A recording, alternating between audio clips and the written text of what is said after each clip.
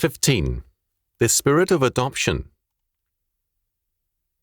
In Romans chapter 8, verse 15, we have an important statement concerning man and his relationship to the Spirit. For ye have not received the spirit of bondage again to fear, but ye have received the Spirit of adoption, whereby we cry, Abba, Father. In the verse preceding this, Romans chapter 8, verse 14, St. Paul makes clear that it is the Holy Spirit he is speaking about. For as many as are led by the Spirit of God, they are the sons of God. Moreover, in the preceding verses, Romans chapter 8, verses 1 to 13, Paul makes clear that there are, at the very least, two kinds of influences at work on man, if not two kinds of powers and spirits.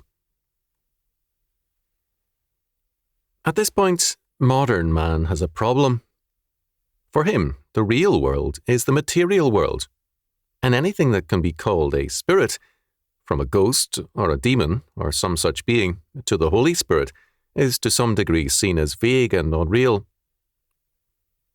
The real world is seen as the world of man. All things non-physical are suspect, and are seen as aspects of the life of man, not as supernatural and objective realities. Whereas Scripture tells us that all things live and move and have their being in God, Acts chapter 17, verse 28, modern thinking would have it, after Kant, that all things live and move and have their being in man. Hence, the spirit of bondage and the spirit of adoption are seen by some as aspects of the life of man. Many evangelicals disagree with such a perspective, but only to a degree. Thus, the Reformed scholar Charles Hodge saw the spirit of adoption as the Holy Spirit, but the spirit of bondage was reduced by him to a fearful and slavish state of mind. Murray saw no reason why the though should not be interpreted thus. He did not receive the Holy Spirit as a spirit of bondage, but as the spirit of adoption. This is a striking interpretation. There is some ground for it in John chapter 16, verses 8 to 11.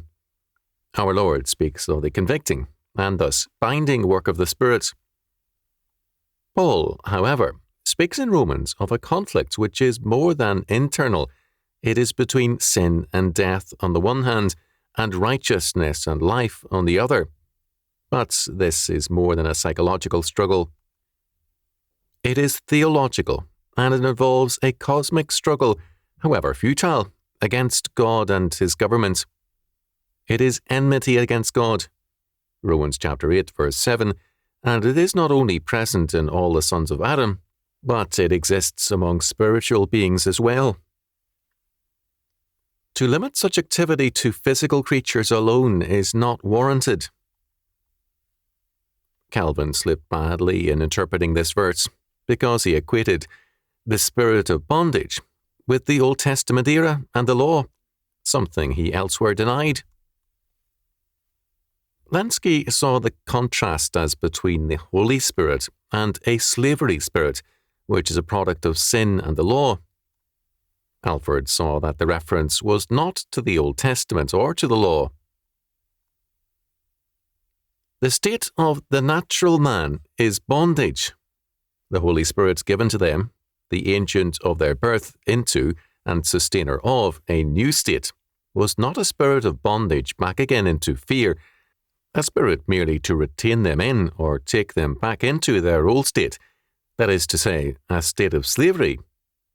To whom, or whether to different masters, is not here in question, but the state merely. The object of the gift of the Holy Spirit was not to lead them back into this, unto fear, so as to bring about or result in fear. But you received the Spirit of the Spirit, whose effect was adoption. Alford is right. The contrast is not between the Old and New Testaments, or between law and the Spirit, but rather between the natural man's spirit and the Holy Spirit. The spirit of the natural man is enmity against God. Romans chapter 8, verse 7. This is true of all the unregenerate sons of Adam.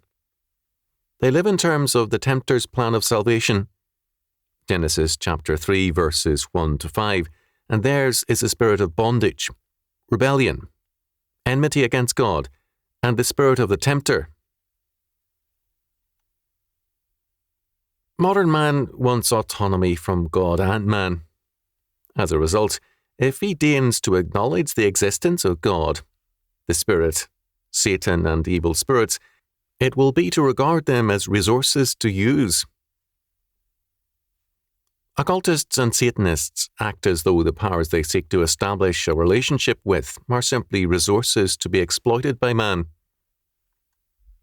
Their unwillingness to face up to the terrifying consequences of their actions is due to their refusal to acknowledge that they, who sought to use these evil forces in spirit, are rather being used by them. Such a blindness leads finally to outright possession. A like attitude is prevalent among churchmen. However much disguised their, quote, autonomy, end quote, is all too often the governing fact in their lives. The Holy Spirit is thus treated as a resource, as something to be exploited, rather than as the commanding power and authority in our lives. We are plainly told that the angels are, quote, ministering spirits sent forth to minister to them who shall be heirs of salvation. Hebrews chapter 1, verse 14. Angels and demons are creatures who are subordinate to man. When men rebel against God, they also rebel against their status under God. From being above these spirits, they become lower than them, and God subjects them to their control. 1 Samuel chapter 16, verses 14 to 16. Those who are redeemed are free from all such evil spirits and are under the Holy Spirit. Quote, autonomous, end quote, man seeks to regard himself as the determiner of all things, as his own God, determining good and evil for himself. Genesis chapter 3, verse 5. St. Paul, however, tells us that, with respect to God's order, we are passive. We receive either the spirit of bondage or we receive the spirit of adoption. We are active in relationship to this world, but passive in relationship to God, who either gives us the evil spirit which befits our nature, or, by His grace, the spirit of adoption. The spirit of adoption places us in a new life and a new community, the kingdom of God. By adoption, we become members of the household and family of God. Previously, the spirit of bondage or slavery was the governing factor, power, and person in our lives. Now it is God the Spirit. The spirit of adoption, the Holy Spirit, is the spirit of joy and hope. He is the spirit of promise and deliverance. Zephaniah tells us of God singing over His people in these joyful words. The Lord thy God in the midst of thee is mighty. He will save. He will rejoice over thee with joy. He will rest in His love. He will joy over thee with singing. At that time will I bring you again, even in the time that I gather you. For I will make you a name and a praise among all people of the earth, when I turn back your captivity before your eyes, saith the Lord. Zephaniah chapter 3, verses 17 and 20. The Holy Spirit is a person, God. He delivers us, who are persons created in the image of God. His deliverance is a joyful act.